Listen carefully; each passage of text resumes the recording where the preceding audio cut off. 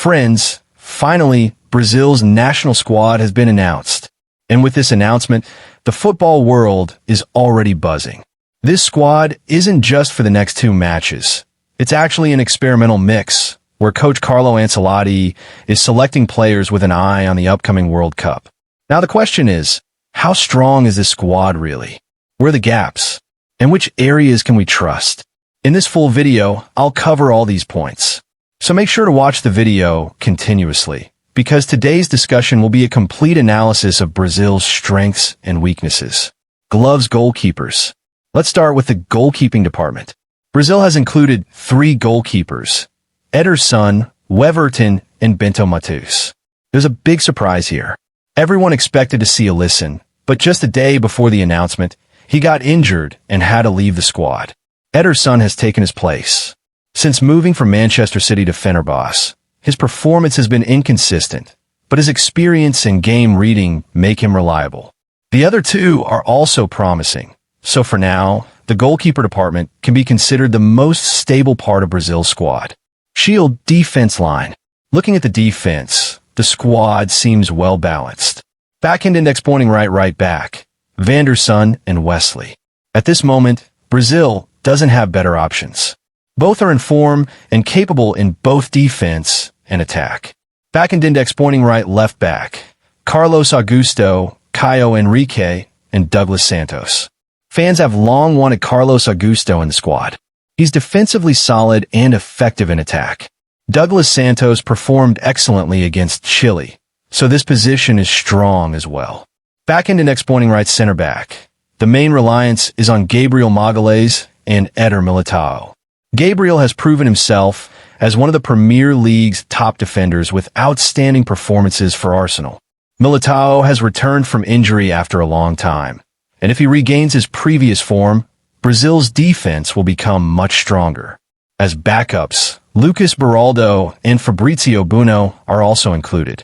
So, there's not much criticism for the defense line at the moment. Gear midfield. Now, let's move to the most discussed area of Brazil's team, the midfield. 6 players are included: Casemiro, Bruno Guimaraes, Andre, Joelinton, João Gomes, and Lucas Paqueta. There's no question about Casemiro and Guimaraes. Both are experienced, mature, and have proven themselves in big matches. Lucas Paqueta may have struggled at club level, but he always performs differently for Brazil. He proved this again by scoring against Chile. Joelinton has returned after injury, and Ancelotti wants to test him for the future. Andre and João Gomes have not yet fully met expectations. Andre performed well in Brazil's league, but lost rhythm in Europe. João Gomes is similarly uncertain. Overall, the midfield still has some gaps. Casemiro, Guimaraes, Paqueta form a good combination, but questions remain about the substitutes. Direct hit forward line. Now the section everyone talks about the most, the forwards. Back-end index pointing right wingers. Brazil is, as usual, brimming with talent here. On the right side, we have Estevão William, Luis Enrique, and Rodrigo. On the left side, Vinicius Junior and Martinelli. Vinicius is in great form for Real Madrid. Although he doesn't score regularly, his contribution to building play is outstanding.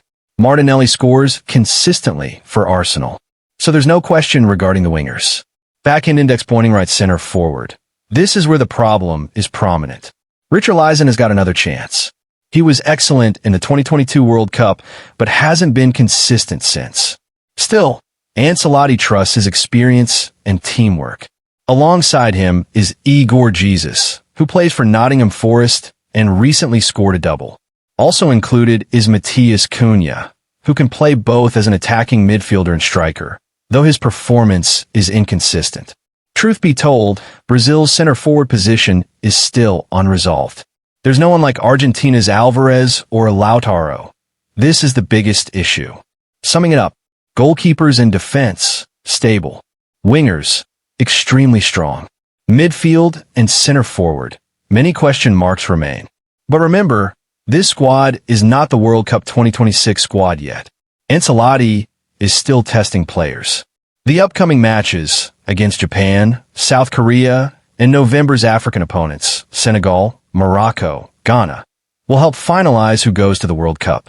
Additionally, after returning from injuries, Marquinhos and Neymar Jr. will rejoin, changing the team's dynamic. So the main point, there's no need to panic about this squad.